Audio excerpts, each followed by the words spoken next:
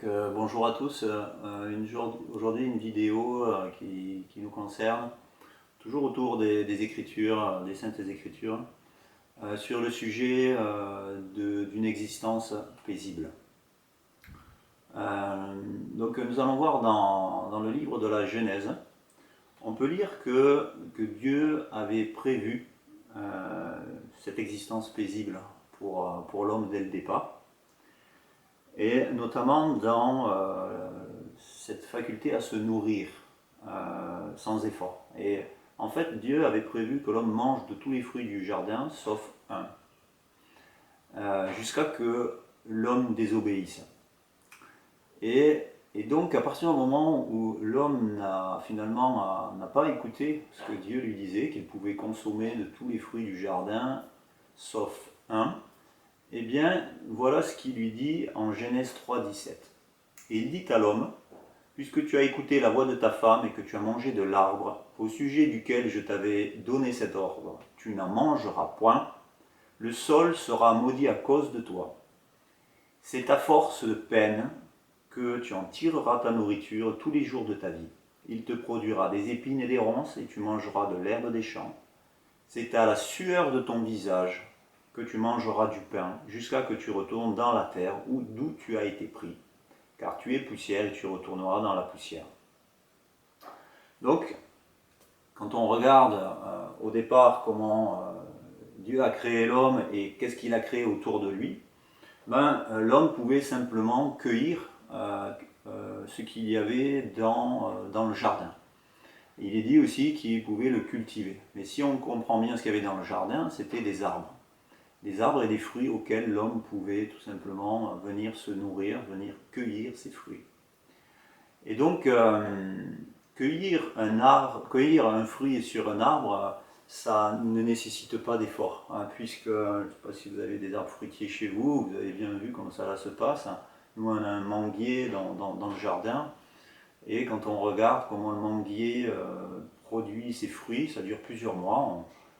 Pour faire le fruit, pour faire sa mangue. Et puis quand la mangue est mûre, eh bien, nous n'avons plus qu'à y aller et puis l'accueillir et se réjouir, s'en régaler de la bonne mangue que le manguier a fait. Donc on voit bien que dans cette façon de se nourrir, il n'y a pas d'effort. Par contre, à partir du moment où l'homme a mangé du fruit de l'arbre de la connaissance du bien et du mal, eh bien, il y a une malédiction qui s'est abattue sur le sol. Et on peut dire quelque part que l'homme étant tiré de cette terre, de cet Adama, de ce sol, Adam, qui est issu de cette terre, s'est maudit lui-même. Et donc, le Seigneur lui dit, maintenant, il va falloir que tu cultives, et ça ne va pas se faire facilement.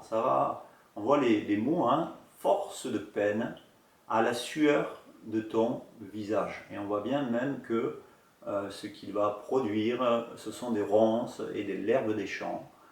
Il n'est plus question trop de réjouissance dans ce cas-là. Donc, finalement, en mangeant du fruit de l'arbre de la connaissance du bien et du mal, eh bien, Adam s'est exclu lui-même de la présence directe de Dieu. On pourrait croire que, en lisant ces passages dans la Genèse, que Dieu les a punis et les a exclus. Mais quand on regarde bien, on voit que, comme le dit le Seigneur, puisque tu as. En fait, ce sont des conséquences. C'est les conséquences de ces actes qui fait qu'à un moment donné, il s'est coupé de la présence de Dieu. Donc, l'ouverture des yeux sur la connaissance du bien et du mal, eh bien, il est devenu, comme il est dit, à l'égal de Dieu. Mais en devenant à l'égal de Dieu dans ce domaine-là, il a perdu son innocence. C'est-à-dire que, à partir du moment où il a perdu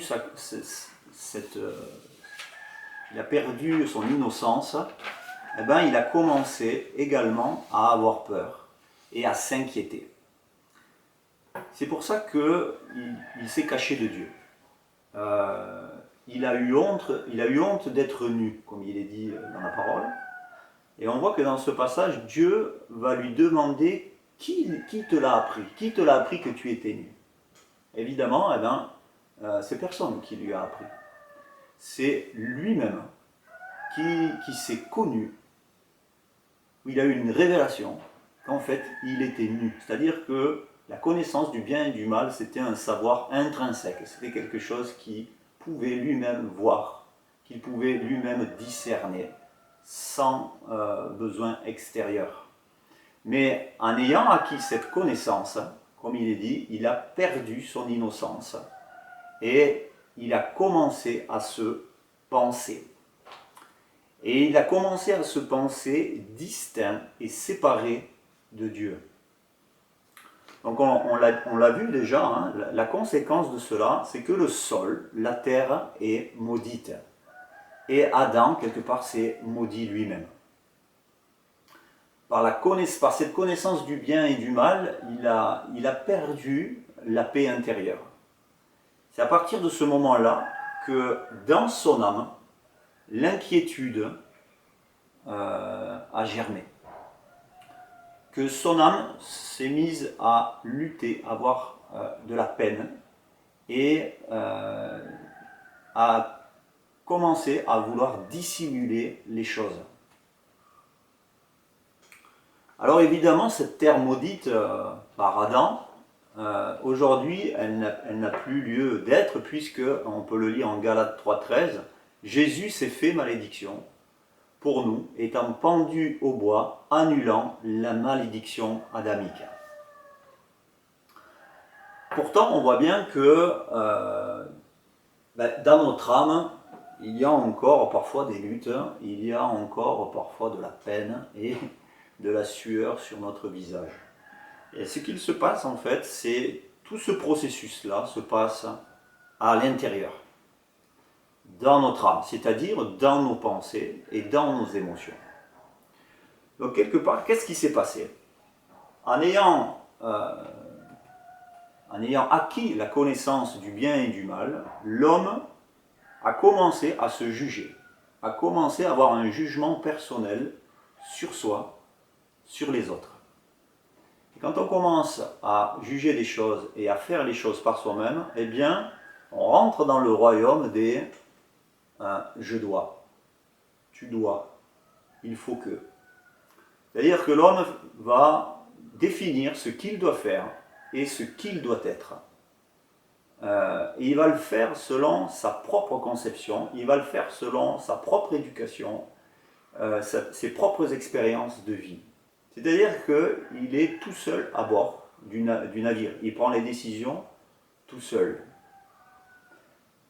Donc ça engendre dans nos pensées toute forme de raisonnement et puis d'argumentation pour justement venir étayer notre propre raisonnement, pour venir valider ce que l'on fait, ce qu'on a défini comme bien ou mal. Eh bien on va se justifier, eh bien il va falloir argumenter, eh bien il va falloir avoir toute une réflexion pour se persuader que ce que nous faisons c'est bien, ou se persuader et se persuader que ce que font les autres par exemple aussi, ça n'est pas juste, ça n'est pas bien, et le jugement va tomber et on va argumenter, on va trouver tout un tas de raisons à cela. On va venir porter un jugement. Mais en faisant cela, eh bien, quelque part, cela nous coûte. Et il y a des faux bénéfices à tout ça. Certainement que, à force d'essayer de se disculper, d'avoir raison à tout prix, ou au contraire de mettre en avant les problèmes chez les autres, et d'essayer aussi d'être conforme à l'image que l'on s'est créée de nous-mêmes, on va essayer aussi d'être conforme, si on est chrétien par exemple, au message que le Christ nous a laissé, et on va essayer d'être conforme à la compréhension que l'on a de ce message. Donc si par exemple, on veut dire que Jésus était l'exemple parfait de ce que c'est que donner sa vie et aimer les autres, eh ben, on va essayer, avec nos propres forces, d'être à l'image de Christ. Ça ne part pas d'une mauvaise intention, mais on va le faire avec nos propres forces et surtout selon notre propre conception de comment ça doit être fait. Et à aucun moment on s'est tourné vers Dieu en nous pour savoir finalement s'il agréait à cela ou si, oui, si c'était sa volonté que nous agissions ainsi. Donc finalement, on agit en dehors de toute volonté de Dieu. Et ce qui doit se passer, c'est que au bout d'un moment, puisqu'on agit avec peine, avec nos propres efforts, c'est comme quand on travaille la terre, hein, quand on travaille la terre dans le jardin, ce qui se passe, c'est qu'il va y avoir la fatigue qui va venir. Parce que ce travail-là va nous coûter des efforts et va générer de la fatigue. Et pour peu que ce que nous avons planté ne pousse pas, pour peu que les aléas climatiques, je parle de façon symbolique évidemment, mais que les aléas climatiques font que ce que nous avons planté ne pousse pas ou que la récolte est maigre, eh ben, la frustration va venir, par exemple. Et donc nous avons fait tous ces efforts-là pour rien. Donc ce qu'il faut comprendre, c'est que ces argumentations, ces réflexions, ces jugements sur soi-même, sur les autres, ce sont des constructions que nous avons dans notre esprit. Ce sont des constructions qui se sont faites au fur et à mesure. On l'a déjà vu dans des vidéos précédentes sur le perfectionnement de l'amour. Et c'est issu de nos expériences, c'est issu de notre éducation, c'est issu de notre culture, c'est issu de notre intelligence. Et on voit bien que ces constructions mentales eh bien, sont en fait en opposition avec la pensée de Dieu. Donc nos pensées sont en opposition avec la pensée de Dieu. Dans la version de la Bible anglaise, la Passion Translation, on peut aller voir le passage de 2 Corinthiens 10,4, où, pour parler, parce qu'en français, le mot c'est forteresse. Mais là, dans cette version-là, je vous l'ai traduit, c'est écrit « des défenses derrière lesquelles les personnes se cachent ». Donc c'est intéressant ce passage parce que ça fait directement référence, en tous les cas, moi c'est comme ça que ça a résonné ainsi, c'est-à-dire que ça fait penser à Adam qui s'est caché de la présence de Dieu quand il s'est vu nu. Et donc c'est la même défense. C'est les défenses derrière laquelle Adam se cache. C'était une pensée où il s'est dit ceci n'est pas possible, je me cache de Dieu parce que j'ai peur, parce que j'ai honte, parce que je suis nu devant lui. Et quelque part, tant que nous allons fonctionner de cette manière-là, en essayant de dissimuler et de cacher, d'être dans le compromis avec nous-mêmes, ou parfois on est très dur aussi avec nous-mêmes, et du coup, ce qu'on fait avec nous-mêmes, parfois on fait la même chose avec les autres, parfois on fait l'inverse aussi avec les autres, parfois on est plutôt indulgent avec nous-mêmes, mais très intransigeant avec les autres, parfois inversement, parfois c'est les deux, des fois on est intransigeant avec nous-mêmes, on va être intransigeant avec les autres. Eh bien, tant que nous fonctionnons de cette manière-là, quelque part nous ne sommes pas encore dans notre identité pleine. Et nous sommes encore en train de fournir des efforts pour que l'image que nous nous sommes créée de nous-mêmes reste conforme, reste en forme. Hein. On va tout faire pour que l'image que nous avons créée, on va tout faire pour qu'elle continue à exister quelque part. Et ça ne se fait pas sans lutte et sans peine. Et tant que nous fonctionnons de cette manière, au prix d'efforts et de peine, eh bien, nous sommes sous le jugement. C'est-à-dire que nous sommes encore en train de manger du fruit de l'arbre de la connaissance du bien et du mal. Eh bien, le Seigneur, lui, il nous avait dit dès le départ que ce n'est pas ce qu'il avait prévu pour nous. Il avait dit, vous pouvez manger de tous les arbres, de tous les fruits, des arbres du jardin, mais pas de cet arbre, pas de ce fruit de cet arbre. Et c'est pas pour rien, parce qu'à partir du moment où on est en train de manger de ce fruit, eh bien, nous sommes dans la peine et dans la lutte intérieure. Donc Dieu, en fait, lui, ce qu'il nous invite à faire, c'est l'inverse. Il nous invite à lâcher prise. Dieu, il nous invite à quitter notre pays, hein, c'est l'appel d'Abraham. Il nous appelle dans le sens quitter nos certitudes. Il nous appelle à abandonner nos certitudes, il nous appelle à abandonner nos argumentations, nos raisonnements, car il s'élève justement comme des forteresses à la connaissance de Christ. C'est toujours le même passage de Paul dans 2 Corinthiens 10. Et Dieu, au contraire, nous appelle encore, à nouveau, comme il avait créé Adam et Ève, c'est-à-dire nus devant lui. Donc Dieu nous appelle à être nus devant lui, sans artifice, sans dissimulation, sans faux semblant. Et ça veut dire quoi? Ça veut dire à être vrai dans nos pensées, dans nos émotions, dans nos paroles, dans nos actes. À être vrai dans un premier temps avec nous-mêmes et avec lui, parce que lui connaît les pensées de notre cœur et il connaît tout de nous-mêmes. Donc il paraît complètement insensé de se comporter autrement que d'être nu devant lui. Et pourtant, c'est ce que nous faisons. Mais nous ne le faisons pas forcément sciemment. Il y a un processus comme ça où nous faisons par nos propres forces. Et on va essayer de trouver la meilleure des solutions, parfois, de comment on va arranger les choses, de comment on va faire pour résoudre tel problème dans sa vie, comment on va faire pour être encore un meilleur chrétien, etc. Comment on va faire dans telle situation où j'ai tel problème, où je considère que ceci n'est pas bien, ou ce que je considère que ça serait mieux de faire ceci, etc. etc. Eh bien, le Seigneur nous dit dans ces situations, arrête, et sache que je suis Dieu. C'est-à-dire qu'il faut lui remettre toutes ces choses, toutes ces choses-là. Il faut lui remettre nos pensées, nos émotions, nos paroles et nos actes. En fait, il nous appelle vraiment à être attentifs à notre vie intérieure.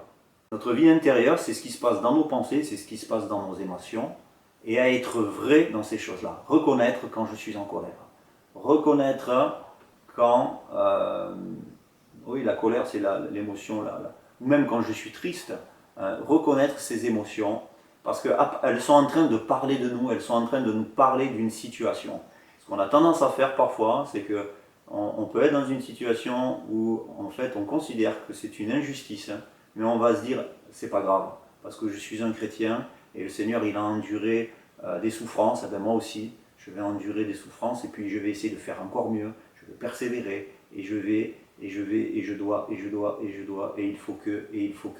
Eh bien, quand on est dans ce mode de fonctionnement là, on est encore en train de manger du fruit de l'arbre de la connaissance du bien et du mal. On est encore en train de faire les choses par nos propres forces. Nous sommes en lutte. Et on peut être certain que dans ces moments-là, notre âme n'est pas en paix. Et nous ne menons pas une vie véritablement paisible, ce à quoi nous appelle le Seigneur. Donc, il est donc fondamental, primordial de vraiment être attentif à ce qui se passe dans notre vie intérieure, dans nos pensées, dans nos émotions. Et ce que Dieu nous appelle à faire, c'est de laisser vraiment Christ en nous opérer ce changement de mentalité, cette métanoïa, cette repentance. C'est lui qui va l'opérer en nous. C'est Christ en nous qui va opérer les réajustements, qui va opérer le renouvellement de notre pensée, de notre mentalité. Et pourquoi il le fait et vers quoi cela nous mène? Ça nous mène vers une vie paisible, une existence plus tranquille. C'est-à-dire que notre âme va rester en paix malgré les épreuves, malgré les difficultés, malgré ce qui arrive dans nos vies. Eh bien, notre âme va rester tranquille. Et surtout dans cette calme, dans ce silence intérieur, ce silence de nos pensées et de nos émotions, la présence de Dieu, la voix de Dieu sera beaucoup plus audible. Et lui va nous donner cette stratégie, va nous donner ce qu'il attend véritablement, comment il voit les choses et comment on peut résoudre les choses. Et donc, on va voir, il y a des passages qui vraiment décrivent très bien ce à quoi Dieu nous appelle, toujours dans cette existence paisible. On peut le lire dans Deutéronome 11, on va le lire ensemble et on va décortiquer un petit peu ces passages rapidement. Deutéronome 11, verset 10, le pays où tu vas pénétrer pour en prendre possession ne ressemble pas à l'Égypte d'où vous êtes sortis. Donc, le pays dans lequel on va pénétrer, évidemment, c'est une partie de nous-mêmes, là où se trouve Christ, là où il y a la paix, là où il y a la tranquillité. Et en effet, ce lieu ne ressemble pas à l'Égypte. Et l'Égypte, c'est le symbole de l'esclavage. Avant, notre âme était esclave du fer. Avant, notre âme était dans l'esclavage du je dois et du il faut que.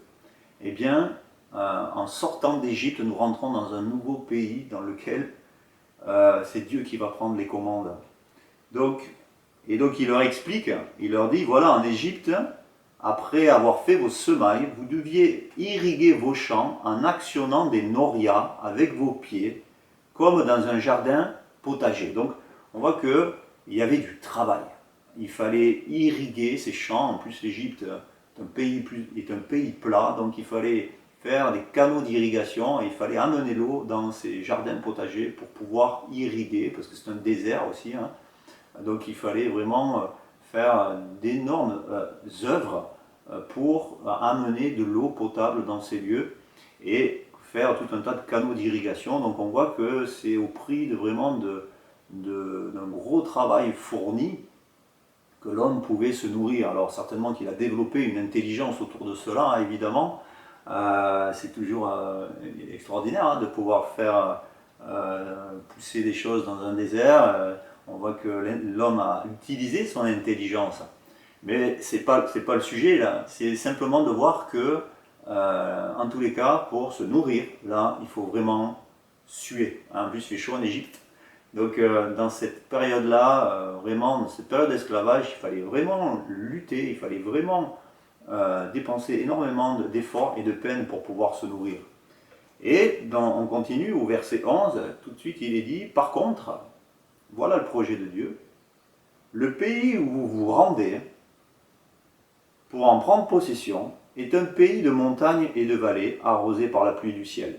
C'est un pays dont l'Éternel ton Dieu prend lui-même soin et sur lequel il veille continuellement du début à la fin de l'année.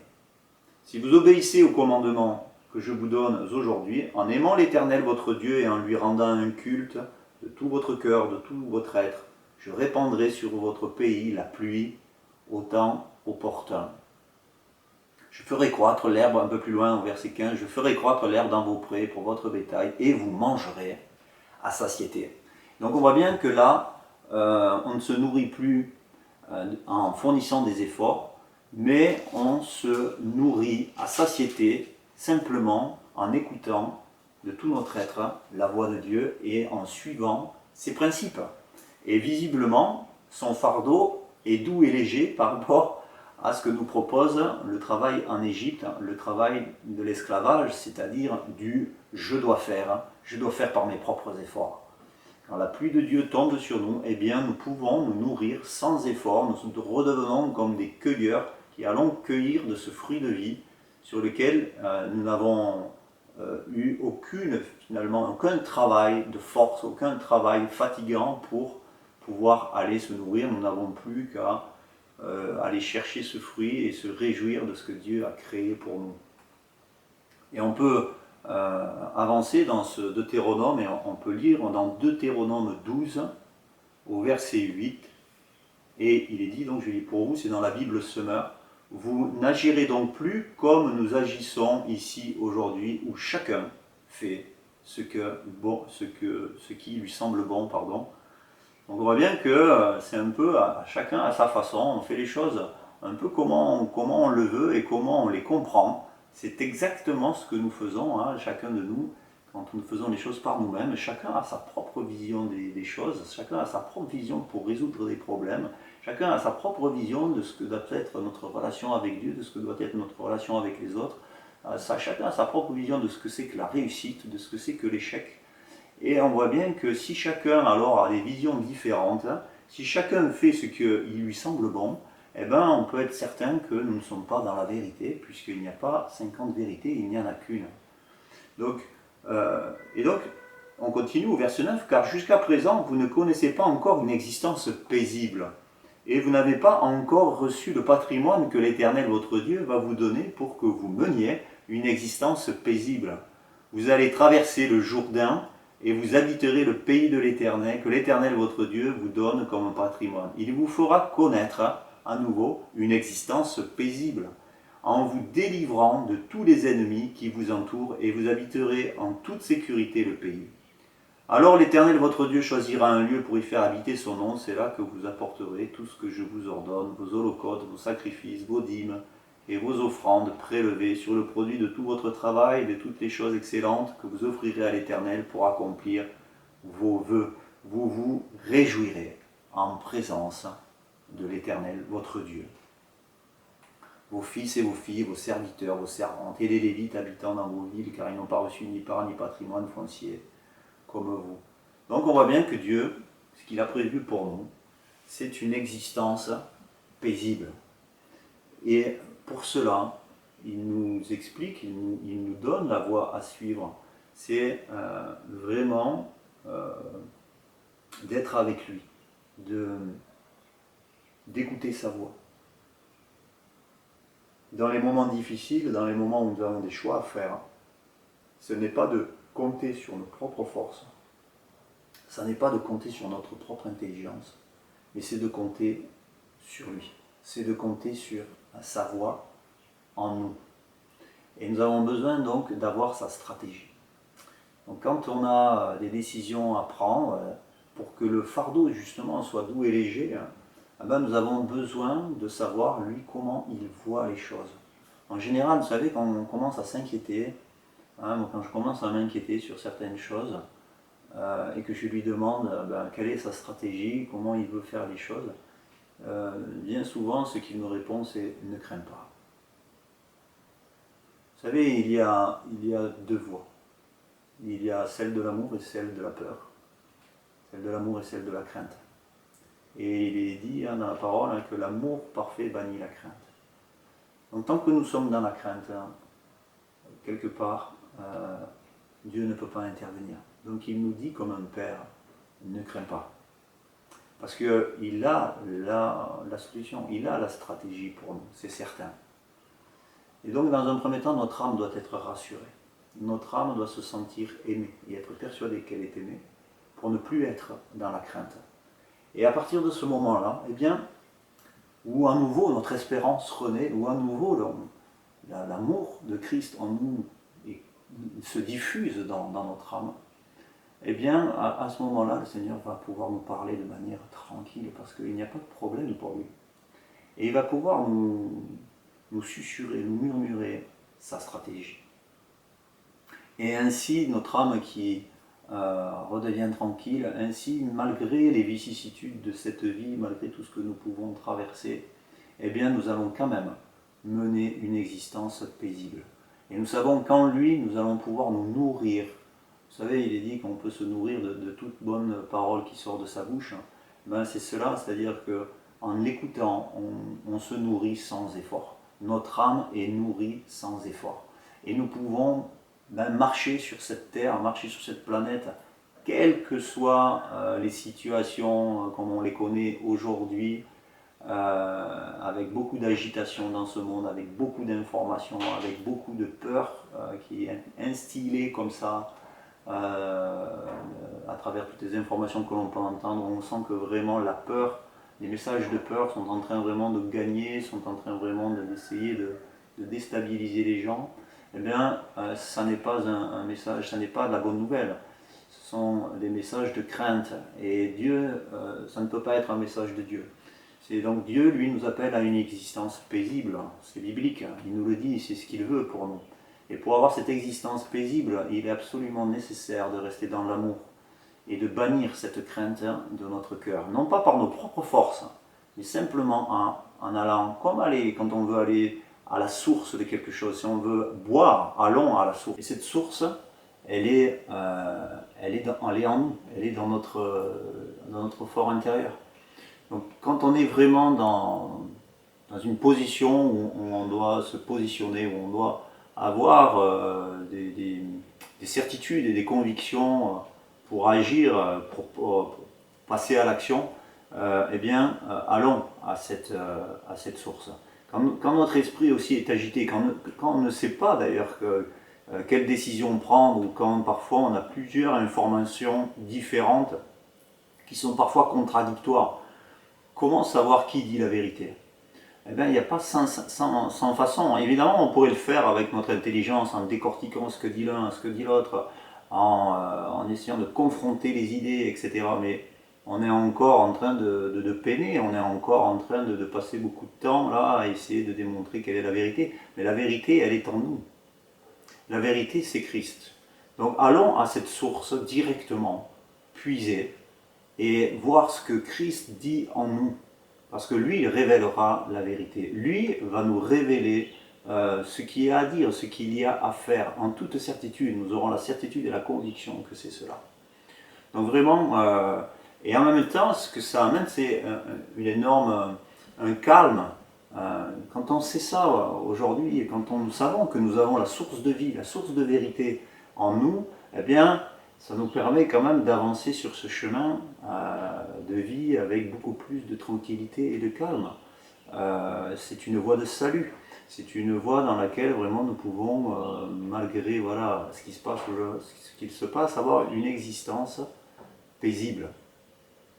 Donc voilà pour aujourd'hui. Vraiment, je vous encourage à aller chercher en vous cette source, à aller chercher en vous ce que dit Christ de toute situation, d'aller vraiment vous abreuver à cette source en vous, d'aller vraiment vous nourrir. Et c'est une façon de se nourrir qui ne nécessite aucun effort.